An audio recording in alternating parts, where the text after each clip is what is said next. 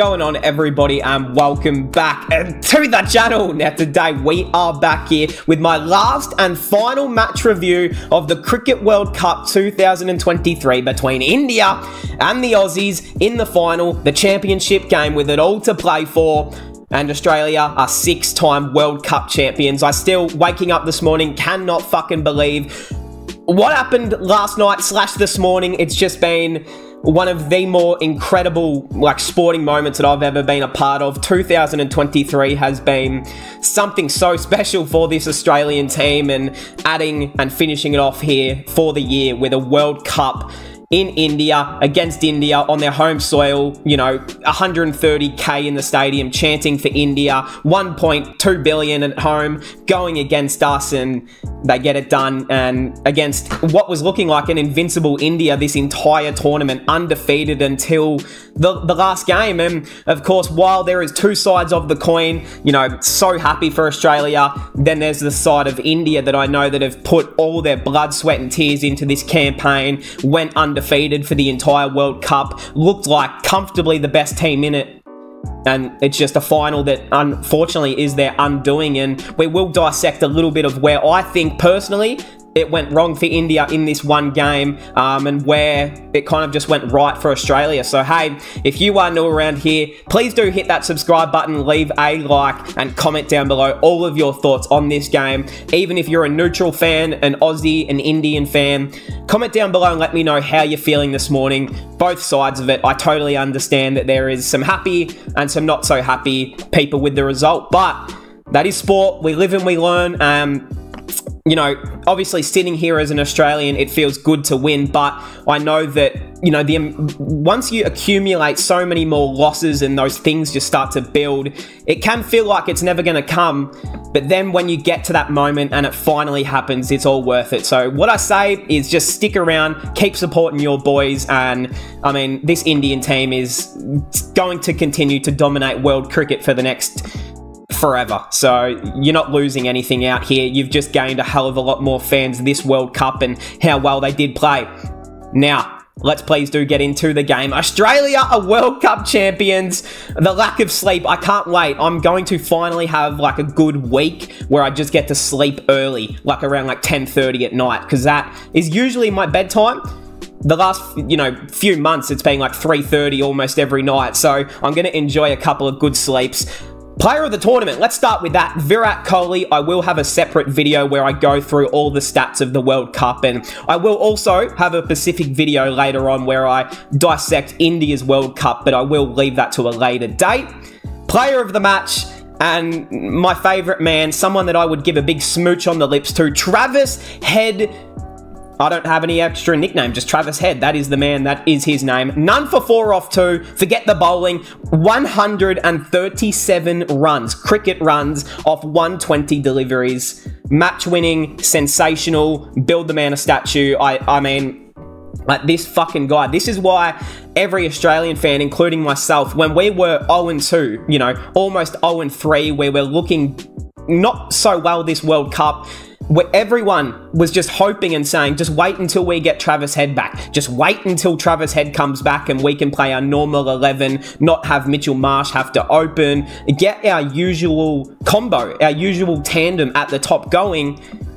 And this is what he does. Red ball, white ball, doesn't fucking matter. 137, and just one of the greatest World Cup knocks I will ever see. Like, it's not something that was, you know, Glenn Maxwell 200 like, but just in the pressure situation when he was batting, some of the shots he hit early, not to take his foot off the gas when we were losing wickets. Like, it would have been easy for him to go back into his shell, but played his natural way and reaps all the rewards for it, man. I'm so fucking proud of this guy. Like, yeah, just, I can't even put into words how good this guy is, but like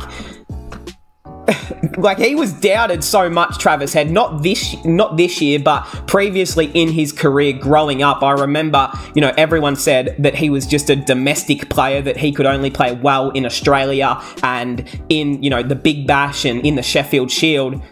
This guy's the best player this country's got. Like, he's incredible. I fucking love him. All right, into the game. let's dissect a little few key parts of this one. India were into bat first. They did lose the toss, and Patrick Sircumman said, India, row it, Hitman, get out there. We're going to send you into bat. Now, firstly, let's talk about that decision. At the moment, I was thinking, if we win the toss, send us into bat. Fucking put runs on it on the final. That's usually how you want to go against it. But he had the big balls and took a massive risk of saying to bowl. Now, obviously, it would have been better in hindsight to bowl first and then get a look at the deck and then bat on it later once the dew started to set in and make it easier to bat. We've seen that definitely happened, and it definitely worked in Australia's favour. But going there, I still would have wanted to bat first. It was a gutsy move from Camo. And even Rowett said that he would have batted first anyway. So whether he was joking or not, we take that every day of the week. Brave decision there. You send them into bat first. And I'm not going to lie to you, it was looking like a pretty rough decision early.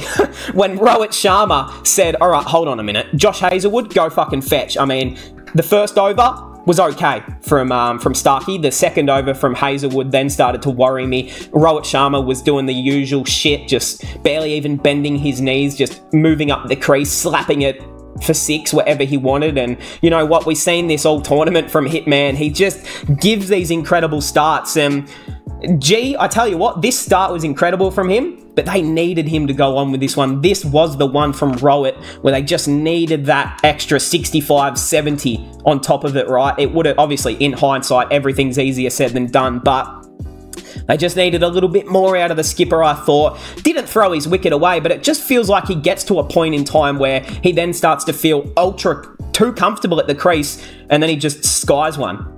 It's a lot like Mitchell Marsh. They just seem to go too hard sometimes, too often. It's kind of like you need to know when to take the foot off. But we've seen that Rowett's done this all tournament and been very successful. But 47 off 31, 4 4s, 3 6s. I thought he's been incredible all tournament with captaincy, with bat.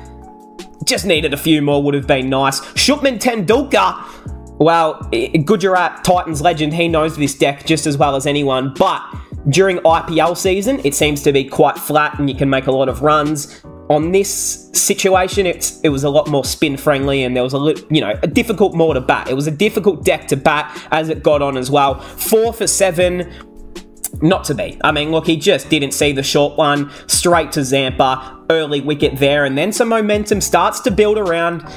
And then you hear the crowd go absolutely fucking mental. Virat Kohli now comes to the crease, and I'm not going to lie, this would feel like some sort of security to Indian fans. Like, you've got Rowett, you've got Kohli at the crease. What more could you want? They did quite well for a little bit there. Hitman's, of course, fallen there. Glenn Maxwell was smacked for a few sixes and then bounced back with that huge wicket. And have to talk about that catch from Travis Head.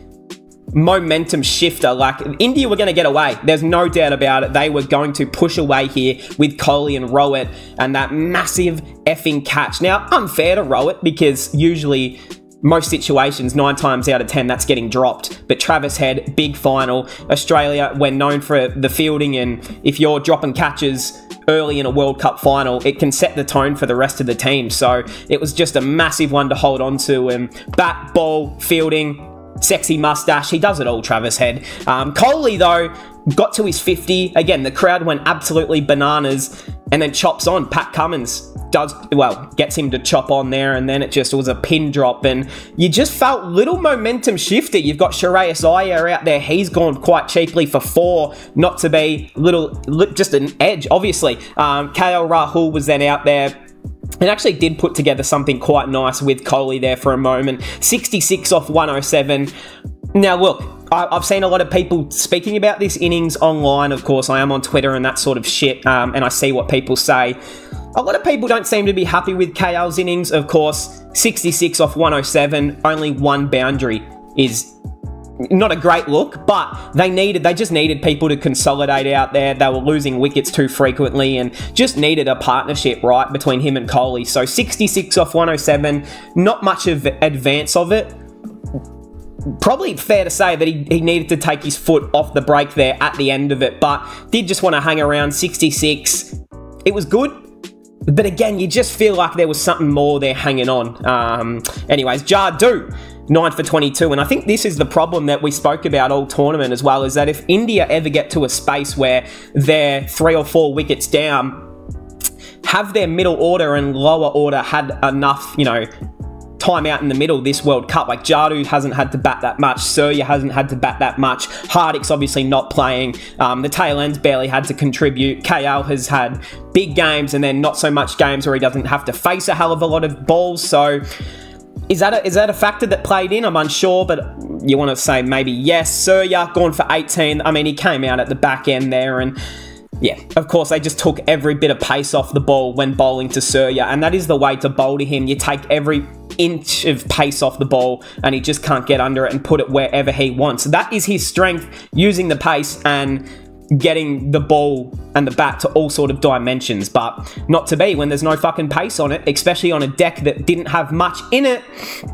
Shami hit a boundary. You love to see that. Bumrah, Kuldeep, Siraj not out for 9 off 8. So 240 on the board. So you didn't know. I mean, going into it, you want to say anything 270 would have been a really, really good score to set here. 240 felt just slightly unders, but as we know, again, we've seen what's happened this World Cup. This bowling attack of India can collapse anyone in moments. The big highlights from this innings, though, obviously KL-Kohli partnership was ginormous in the amount that they could even get to. Like, if one of those guys went out cheaply, they were looking at under 200 here, so that's big. Row at 47 set the tone, and they just didn't have enough to go along with it, which was probably unfortunate in the end. Let's get into the Aussie bowlers. M. Stark, Alyssa Healy Jr., 3 for 55 off 10. Fuck, I love you, Mitchell. And this is like stepped up in the semi-final, steps up in the final. He's just a beast when it comes to these things. And this is why him choosing nation first for his entire career has been just so beneficial for him. And, you know, obviously he's going to be in the IPL auction this year or next year, but that's after like 10 to 15 years of skipping it, and all the other T20 leagues across the world has stuck to his internationals and is what? WTC finalist, 2-time World Cup champ, no, 3-time I think actually if you include T20, so yeah, sensational. Josh Hoffboy Hazelwood, 2 for 60 off 10, got absolutely fucking creamed early by Hitman. Really fought back well. So super impressed. Glenny Boy, 1 for 35 off 6. Sir Patrick, come boy, Patrick, love you. I mean, I seriously, like, one of the great captains I'll ever witness in my entire lifetime of this Australian team. 2 for 34 off 10, super economical, took huge wickets of Kohli, and who was the other one? If I can see, Shreyas Iyer. So he took big wickets back to back there. Sensational. I mean, so fucking happy with how he did, and his captaincy all tournament I thought was bloody superb, and just his ways there, his fielding placements, having the leg side heavily stacked last night to KL, to Kohli. Like, there was a lot of easy runs on the offside, but when the plans were set, leg side heavy, it ended up working quite well, I thought, in the end. So just great captaincy, great bowling changes. Overall, one of the great performances by an Aussie captain on the big stage.